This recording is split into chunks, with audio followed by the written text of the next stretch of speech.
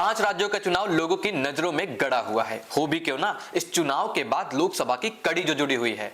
मध्य प्रदेश और छत्तीसगढ़ के बाद हम लेकर आए हैं राजस्थान का ओपिनियन सर्वे और राजनीतिक इतिहास इस वीडियो में। अगर आपने एमपी और छत्तीसगढ़ का ओपिनियन पोल नहीं देखा तो हमारे प्लेलिस्ट में जाएं, देखें और पसंद आए तो हमारे चैनल को सब्सक्राइब करना ना भूलें। साथ ही अपने दोस्तों के साथ शेयर लाइक करें और अगर किसी भी राज्य का राजनीतिक इतिहास जानने के इच्छुक हैं तो हमें कमेंट जरूर करें। राजस्थान विधानसभा चुनाव के मद्देनजर मतदान और काउंटिंग की तारीखों का ऐलान हो चुका है।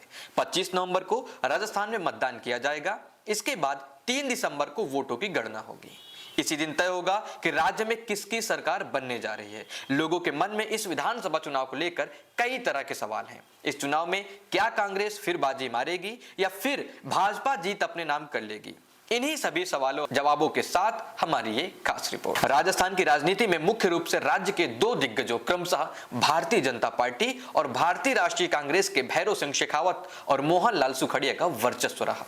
श्री सुखड़िया ने 17 वर्षों तक राजस्थान पर शासन किया और फरवरी 1982 में उनकी मृत्यु हो गई, जबकि स्वर्गीय श्री शेखावत राष्ट्रीय राजनीतिक क्षितिज पर थे। पहले की राजनीति में कांग्रेस पार्टी का दबदबा था। मुख्य विपक्षी दल राजस्थान के सबसे लोकप्रिय नेता भैरव सिंह शेखावत के नेतृत्व वाली भारतीय जनसंघ और राजस्थान के पूर्व शासकों के नेतृत्व वाली स्वतंत्र पार्टी थी।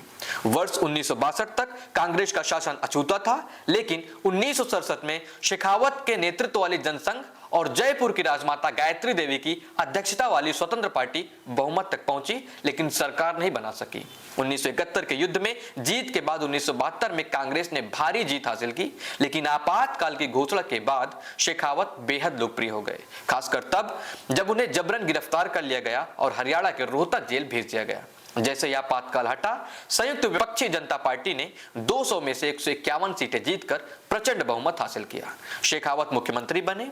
1980 में दिल्ली में सत्ता बहाल करने के बाद इंदिरा गांधी ने सरकार को बर्खास्त कर दिया। 1980 के चुनावों में जनता पार्टी केंद्र में विभाजित हो गई और कांग्रेस को राजस्थान में जीत मिली। 1984 में इंदिरा गांधी की हत्या कर दी गई और 1985 में सहानुभूति लहर ने कांग्रेस को चुनाव में जीत दिला दी। लेकिन 1989 में, जिसे शेखावत लहर कहा जा सकता है, भाजपा जद गठबंधन ने सभी 25 लोकसभा सीटें और विधानसभा की 200 में से 140 सीटें जीत। शेखावत दूसरी बार मुख्यमंत्री बने। हालांकि जनता दल ने शेखावत सरकार से अपना समर्थन वापस ले लिया, लेकिन शेखावत ने जनता दल को तोड़ दिया और मुख्यमंत्री के रूप में शासन करना जारी रखा। इस प्रकार मास्टर मैनिपुलेटर का खिताब भी अर्जित किया। अयोध्या में बाबरी मस्जिद विध्वंस के बाद प्रधानमंत्री पीवी नरसिंह राव ने शेखावत सरकार को निलंबित कर दिया और राजस्थान में राष्ट्रपति शासन लागू कर दिया। 1993 में चुनाव हुआ, जिसमें जनता दल से गठबंधन टूटने के बाद भी उनकी पार्टी को जीत मिली, लेकिन सरदार गुरजन सिंह, रानी नरेंद्र कंवर, सुजान सिंह यादव, रोहिताक्ष कुमार शर्मा जैसे निर्दलीय विधायकों के समर्थन के बाद बहुमत के करीब पहुंचे शेखावत के भारी दबाव के बाद तत्कालीन राज्यपाल बालीराम भगत ने शेखावत को सरकार बनाने की अनुमति नहीं दी। फिर अरुण सिंह, सुंदरलाल आदि ने विधानसभा में 101 सीटों की बहुमत रेखा को पार कर लिया। शेखावत तीसरी बार मुख्यमंत्री बन गए। इस बार उन्होंने तीसरा कार्यकाल सफलतापूर्वक पूरा किया। यह शायद राजस्थान के लिए हीरा चरण था, क्योंकि इससे चहुमुखी विकास हुआ और राजस्थान को विश्व पटल पर एक तेजी से विकसित और खूबसूरत राज्य के रूप में पहचान में मिली। 1998 के चुनाव में शेखावत ने राजस्थान में विरासत, रेगिस्तान, ग्रामीण, वन्य जीव पर्यटन की शुरुआत की। प्याज की कीमत वृद्धि के मुद्दे के कारण भाजपा को भारी नुकसान हुआ। अशोक गहलोत ने 5 साल सरकार चलाई, लेकिन विधानसभा चुनाव में जीत के 6 महीने बाद ही 1999 में वह लोकसभा चुनाव हार गए। शेखावत 2002 में भारत के उपराष्ट्रपति बने, इसलिए उन्हें राजस्थान की राजनीति और भाजपा छोड़नी पड़ी। उन्होंने वसुंधरा राजे को अपना उत्तराधिकारी नियुक्त किया। उन्होंने 2003 के चुनाव में भाजपा का नेतृत्व किया और उसे जीत दिलाई। वह 2003 से 2008 तक राजस्थान की मुख्यमंत्री रही, लेकिन दिसंबर 2008 में पासा पलट गया और कांग्रेस को विजय दिलाई। अशोक गहलोत ने राजस्थान के नए मुख्यमंत्री के रूप में शपथ ली।